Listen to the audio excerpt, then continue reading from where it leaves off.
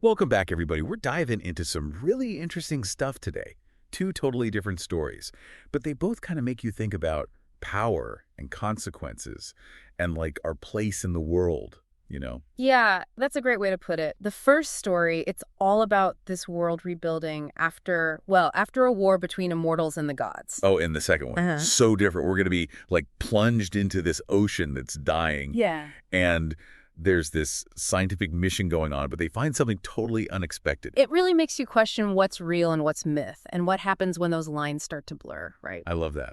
And we get to unpack all this with you today, so I'm excited. Well, I can't wait to dive in with you. It's a fascinating pairing of stories, that's for sure. When you examine them together, it's like this lens into human nature, the need to understand, to make sense of the world, even when things are really tough.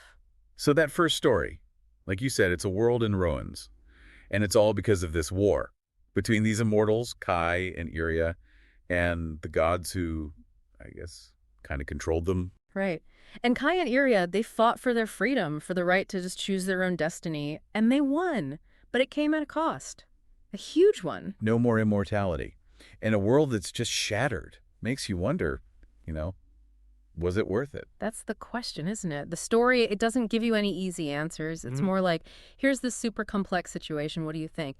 It makes you consider the whole idea of freedom, but then also the responsibility that comes with it. There's this line from Irya that I can't get out of my head.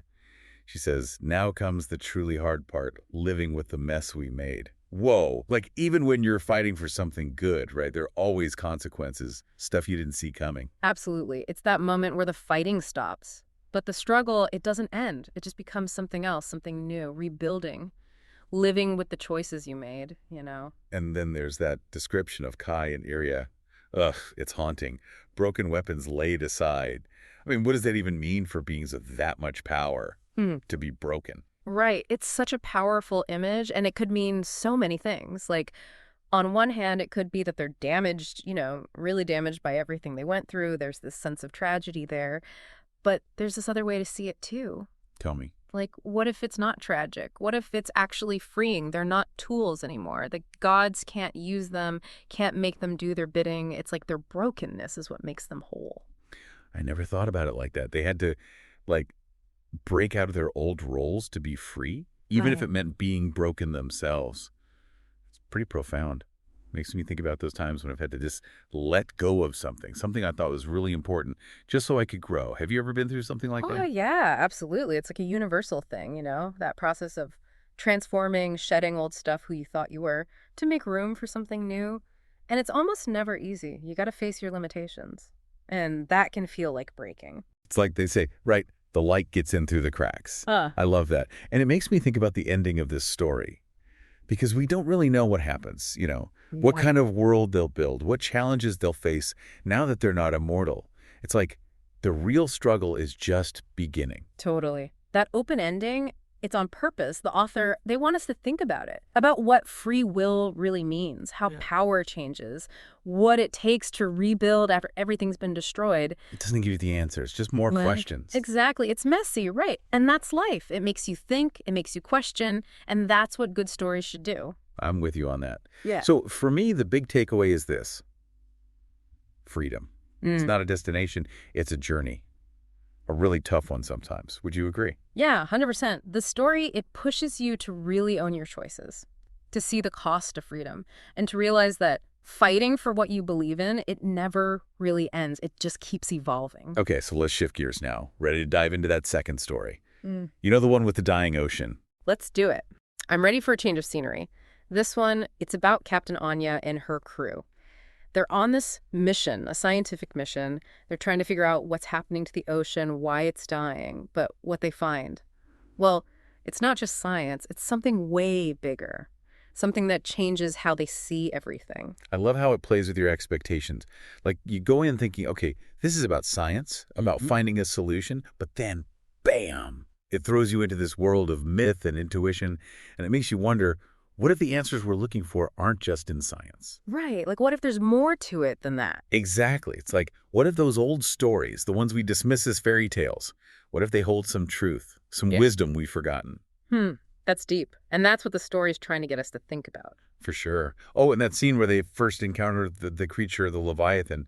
Oh man, it's breathtaking. It's like you can feel the despair, like in the bleached coral, the silence, and then boom, out of nowhere, this Leviathan appears, all shimmering and beautiful. It's such a powerful image, you Well, know. it is. The beauty and the decay right next to each other. It's like it's showing you just how fragile everything is, how easy it is to disrupt the balance. And then there's Anya. How she reacts when she sees the Leviathan. She thinks legends dismissed as children's tales flicker to life. Chills, man. Chills. It's like she's realizing that maybe, just maybe, there's more to the world than what she's been taught. It's such a pivotal moment Mm-hmm. because it's not just Anya, right? It's us, the readers, too. We're being challenged to question our own beliefs about what's real and what's not. And it makes you wonder, like, what if we've been dismissing things that could actually help us understand the world better? Like those ancient myths and legends, the stories passed down through generations. Maybe they're not just stories. Maybe they have something to teach us, something important. It's like the story saying, hey, open your mind. There might be other ways of knowing, other ways of seeing the world. And sometimes those other ways, they might hold the key to figuring things out. Totally. And in this story, that other way is the Leviathan, this incredible creature that embodies like the pain of the dying ocean. It's almost as if the planet itself is crying out in grief. Wow, yeah. It's not just some random creature, right? It's like a symbol, a representation of something much bigger. And that something, it's hurting. And that's where the story takes this turn, this really important turn. It stops being about finding a quick fix, a scientific solution. It becomes about understanding why. Why is this happening? What's at the root of it all? And that shift, it's key. If you think about it, it's kind of like how we deal with environmental problems in general. We often just try to treat the symptoms, but we don't always look at what's causing the problem in the first place. So like putting a Band-Aid on a huge wound. Exactly. Right. It might help a little bit, but it's not going to actually heal anything. We got to go deeper, figure out what's really going on, see the connections, understand how everything fits together. And the story really drives that point home. There's this line where Anya thinks to herself, the ocean wasn't a resource, but the echo of a world out of balance. It's like a punch to the gut, because it makes you rethink how we see nature. Do we see it as something separate from us, something we can just use and abuse, or do we see it as a living system that we're a part of? It's like a total paradigm shift. It's saying, hey, we're not in charge here. We're part of this web, and what we do, it affects everything. And when you realize that, it changes everything, doesn't it? It makes you think about your responsibility, your impact, your choices. And in the story, that realization, it's like this turning point. Instead of trying to fix things, they start listening to the Leviathan, to the ocean itself. And in that listening, there's this glimmer of hope. What do you think that hope represents? It's tough to say. It's not like a solution, not in the way we usually think of it. It's more like a shift in how they see things, realizing that if you want to heal something, you got to understand it. You got to connect with it. You got to listen. And the hope, I think it comes from that possibility of connecting, bridging the gap we've made between us and nature. And that's where these two stories, the one with the broken weapons and the one with the dying ocean, they start to come together for me. Even though they seem so different on the surface, it's all about consequences, isn't it? What happens because of the choices we make. Oh, absolutely. You hit the nail on the head there. But yeah, they do show it in different ways, don't they? Like with Kai and Irya, it's bam, right in your face. The world's shattered. But with the Leviathan, it's more like a slow burn, this gradual poisoning. But it's still devastating. Yeah, and in both, everyone has to deal with what happened, what comes next. It's like that saying, we've met the enemy and he is us. Right. But it's not really about an enemy here, is it? It's more like facing up to what we've done, how we've messed things up, whether it's with power or with each other or with the planet. Totally. And we often focus on what we can see right away, the immediate damage. Wow. But sometimes the worst stuff, it happens slowly. You don't even realize it's happening until it's too late. Oh, for sure. Like the frog in the boiling water. Classic example, Master. right? And that's what's so powerful about the Leviathan story. It's like this wake-up call, a reminder that what we do, even the little things, they can have consequences, big ones, that can last for a long time and affect not just us, but whole ecosystems, the planet. We're not just talking about physical stuff though, right? Both stories, they make you feel it, the emotional and spiritual weight of what happens. Right, like with Kai and Irya, they lost their immortality. That's huge. Even if it was their choice, you got to think, That'll be a lot to carry around emotionally. And then with the Leviathan, it's not just the ocean dying, it's this collective grief, like the Yeah. planet's heartbroken. Ugh.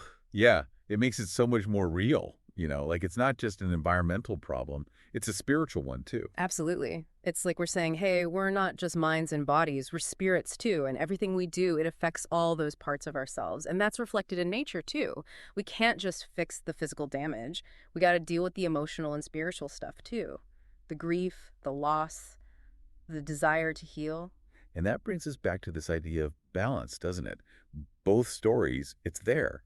Like with Kai and Irya, everything gets thrown out of whack when they rebel against the gods. And then with the Leviathan, it's us humans. We've messed up the balance by thinking we can just take what we want from nature. Yeah, balance. It's not about just finding this perfect spot and staying there. It's a constant dance, right? Back and forth, adjusting, always in motion. Oh, like in our own lives too. Yeah. Finding that balance between what we want and what's good for everyone, Mm. for the whole planet.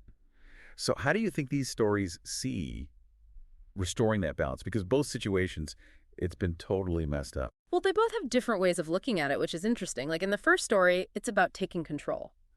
Even if it means going through tough times, you choose your path, even if there are obstacles everywhere. And the second story, it's like letting go a little, Right. listening to what the world's trying to tell us, realizing we're all connected. It's more about humility, about Yeah. knowing our place. You're good at this. You summed it up perfectly. And both of those ways, they have something to teach us. Like, we have to be strong, fight for what we believe in, but also we got to be humble. Recognize that we don't know everything.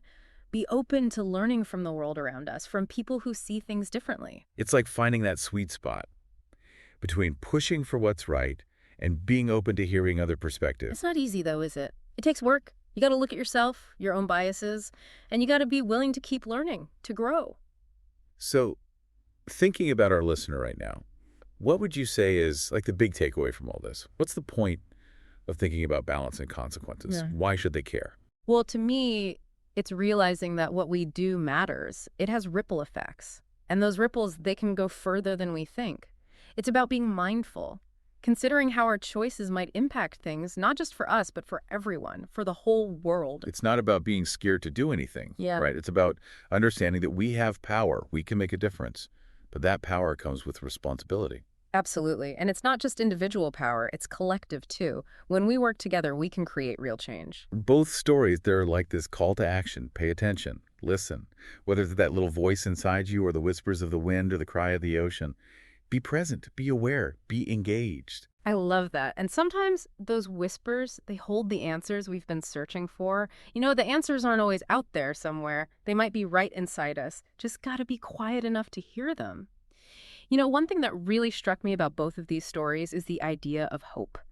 Even with everything going on, all the darkness and the struggle, the characters never completely lose it. They keep going. They keep believing that things can get better. It's not like a naive hope, though. It's not just wishing for things to change. They're actually out there doing something about it, Yeah, making choices that line up with what they believe in, even when it seems impossible. exactly. It's hope in action. And it's interesting how it shows up differently in each story, right?